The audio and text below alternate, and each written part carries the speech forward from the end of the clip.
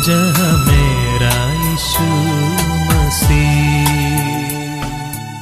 आप सभी को जय मसीह की। इस प्रभु के दिन में फिर एक बार आराधनात्मक मनन में आपका स्वागत है। इब्रानियों की पत्री पहला अध्याय उसकी पहली आयत से लेकर तीसरी आयत तक। पूर्व युग में परमेश्वर ने बाप दादों से थोड़ा थोड़ा करके और भांति भांति से भविष्यद्वक्ताओं के द्वारा बातें करके इन दिनों के अंत में हमसे पुत्र के द्वारा बातें की, जिसे उसने सारी वस्तुओं का वारिस ठहराया और उसके द्वारा उसने सारी सृष्टि रची है। वह उसकी महिमा का प्रकाश और उसके तत्व का छाप और सब वस्तुओं को अपनी सामर्थ के वचन से संभालता है। वह पापों को धोकर ऊंचे स्थानों पर महामहिमन के दाहिने जा बैठा।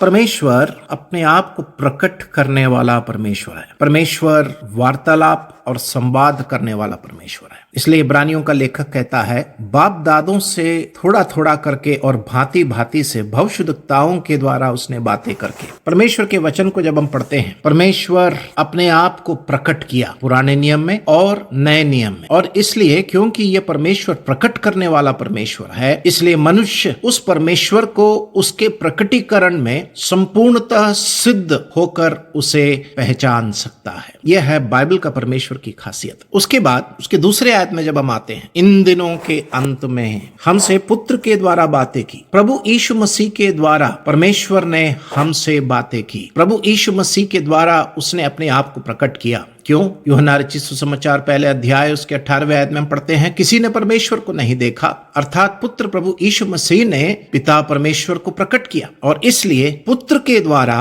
परमेश्वर ने बातें की। कैसे बातें की? वहां पर 7 बातें हम देखते हैं। दूसरे आयत में पहली बात हम पढ़ते हैं, सारी वस्तुओं का उसने वारिस ठहराया। सारी वस्तुओं का वारिस ठहराया। पहला, प्रभु यीशु मसीह को सारी वस्तुओं का वारिस ठहराया। और उसके बाद दूसरी बात उसी आयत में हम पढ़ते हैं, उसके आखिरी भाग में, और उसके द्वारा उसने सारी सृष्टि की रचना की। दूसरा प्रकटीकरण, परमेश्वर ने पुत्र के द्वारा उसको सृष्टिकर्ता होकर उसने प्रकट किया। तीसरी बात हम पढ़ते हैं उसके तीसरे आयत में, वह उसकी महिमा का प्रकाश। परमेश्वर महिमामय परमेश्वर है, प्रताप पराक्रमी और तेजोमय परमेश्वर। उस तेजोमय महिमामय परमेश्वर वो अपने आप को पुत्र जो उसकी महिमा का प्रकाश है उसमें होकर उसने प्रकट किया।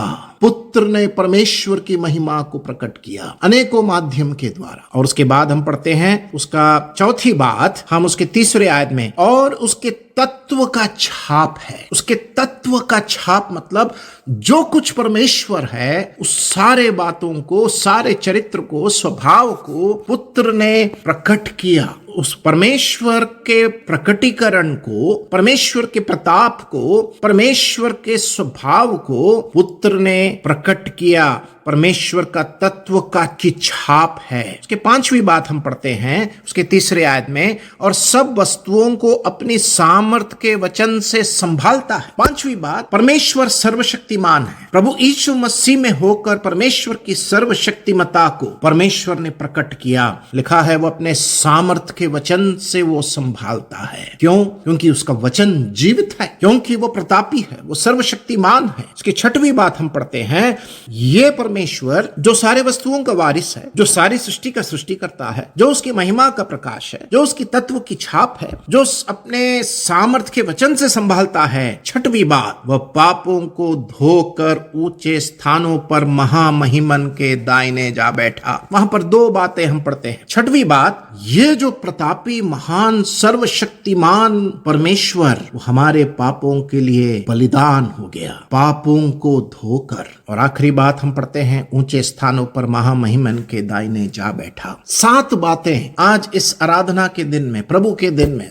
उसको स्मरण करने के लिए स्मरणीय है। परमेश्वर हमारी सहायता करे। ऐसे प्रभु यीशु मसीह का प्रकटीकरण, ऐसे एक पुत्र को, अपने इकलौते पुत्र को संसार में भेजकर परमेश्वर ने अपने प्रताप को प्रकट किया। इसीलिए इब्रानियों की पत्री 2 अध्याय उसके 9वें आयत में हम क्या पढ़ते हैं? इब्रानियों की पत्री 2:9, पर हम यीशु को जो स्वर्गदूतों से कुछ ही कम किया गया था, मृत्यु का दुख उठाने के कारण महिमा और आदर का मुकुट पहने हुए देखते हैं, ताकि परमेश्वर परमेश्वर के अनुग्रह से हर एक मनुष्य के लिए मृत्यु का स्वाद चखे। जो वारिस था, जो सृष्टि करता था, जो महिमा का प्रकाश था, जो उसके तत्व का छाप है, जो अपने सामर्थ्य से संभालता है, जो हमारे लिए बलिदान ठहराया गया और जो जिसको परमेश्वर ने महिमा भी दी, जिसको ऊंचा उठाया। इब्रानियों का लेखक कहता है 2:9 में, परमेश्वर के अनुग्रह से हर एक मनुष्य के लिए मृत्यु का स्वाद चखा। हम लोग सब उसी चीज का स्वाद चखते हैं जो हमें पसंद है, जो हमारे जबान में अच्छा लगता है। लेकिन यीशु मसीह ने मृत्यु का स्वाद चखा। जो खुद परमेश्वर था, मनुष्य का रूप धारण किया, वो मृत्यु का स्वाद चखा। ऐसा प्रतापी, पराक्रमी, श्रेष्ठ, सर्वशक्तिमान, अनंत काल का परमेश्वर, उसके स्वाद चखने की प्राथमिकता को जरा ध्यान दीजिए। किसका स्वाद? मृत्यु का स्वाद। मृत्यु को कोई भी अपने आप से पसंद नहीं करता है। मृत्यु की बात कोई करना नहीं चाहता है, लेकिन प्रभु यीशु मसीह उस मृत्यु का स्वाद चखने के लिए, ताकि हमें पापों से मुक्ति देकर,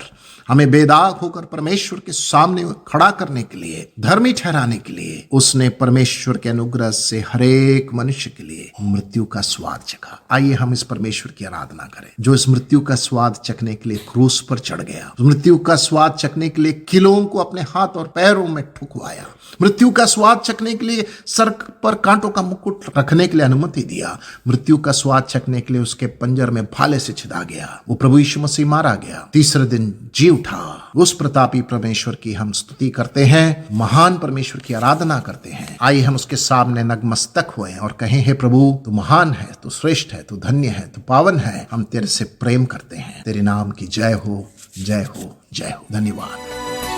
जिसकी आज्ञा में आंधी शान हुई, जिसकी वाणी में अंधे देख लिए, उस महान प्रभु अपनी जान को मेरे खातिर कुर्बान किया।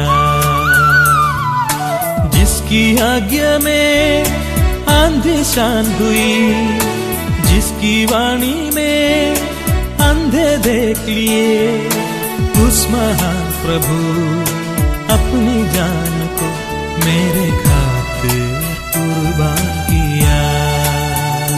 मैं न भूल सकता सूली पर मेरा यीशु मसीह, घुन में लदपद